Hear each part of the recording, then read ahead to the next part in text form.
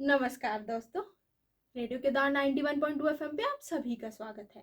मैं हूं आपकी दोस्त आरजे पलक और आप सुन रहे हैं एक खास कार्यक्रम में जिसका नाम है आज की कहानी बच्चों की जुबानी। निपुण भारत मिशन का सपना, सब बच्चे समझे भाषा और गणना। राष्ट्र शिक्षा नीति 2020 में बच्चों में मूलभूत साक्षरता एवं संख्या ज्ञान के कौशल को विकसित करने हेतु विशेष बल दिया गया है।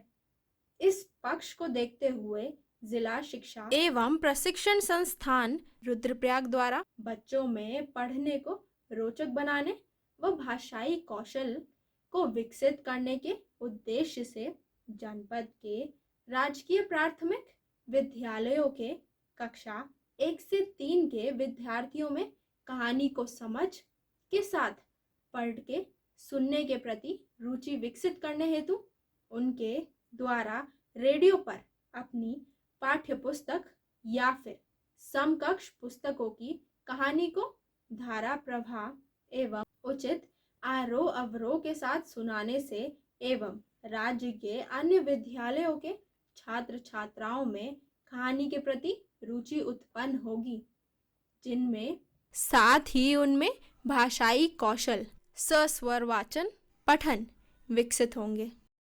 तो आइए इस कार्यक्रम की शुरुआत में सुनते हैं बंसीधर तिवारी जी, महानिदेशक विद्यालय शिक्षक, उत्तराखंड निदेशक राज्य प्रयोजना समग्र शिक्षा उत्तराखंड का इस कार्यक्रम के प्रति ये संदेश।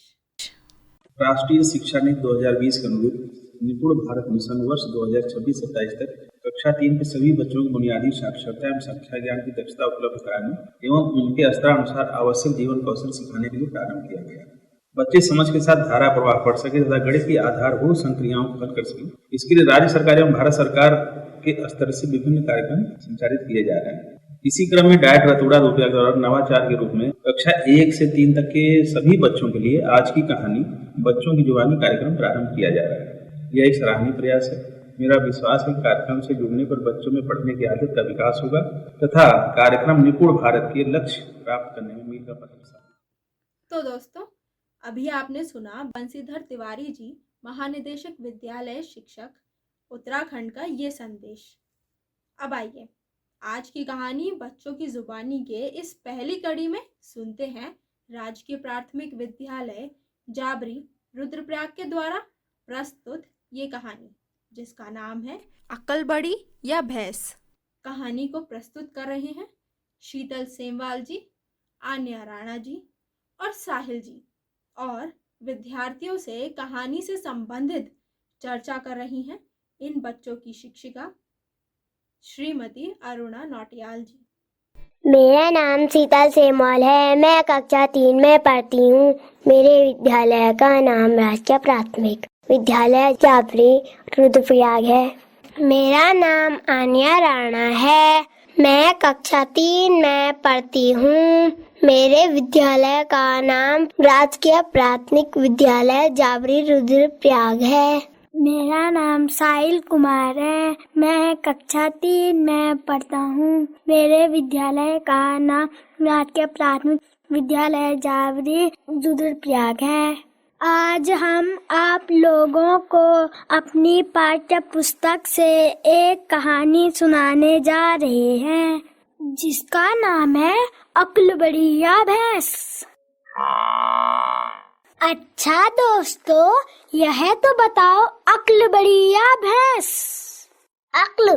लेकिन मेरी तो भैंस बहुत बड़ी है। हा हा हा। चलो एक बार इस कहानी को पढ़ के बताते हैं। आफंती के शहर में एक पहलवान भी रहता था। एक दिन वह आफंती से बोला, तुम भले ही अक्ल में बड़े हो, लेकिन ताकत तो मुझ में ही अधिक है। अच्छा, पर यह तो बताओ तुम्हारे अंदर कितनी ताकत है? मैं 5 क्विंटल की चट्टान को सिर्फ एक हाथ से उठाकर आसमान में उछाल सकता हूँ। अच्छा, आओ मेरे साथ, देखे कौन अधिक ताकतवर है। ठीक है, आफंती पहलवान को शहर की चार दीवारी के पास ले गया और बोला, जरा इस रुमाल को दीवार के पार फेंक कर तो दिखाओ। हा हा हा, यह भी कोई बड़ी बात है। पहलवान ने रुमाल उठाकर पूरी ताकत लगाकर जोर से फेंका, लेकिन रुमाल वहीं गिर पड़ा। आफंती ठाका मार के हंस पड़ा। हा हा हा, अब मेरी ताकत देखो। आफंती ने एक छोटा सा पत्थर उठाया, रुमाल में उसको बांधा और दीवार के पार फेंक दिया।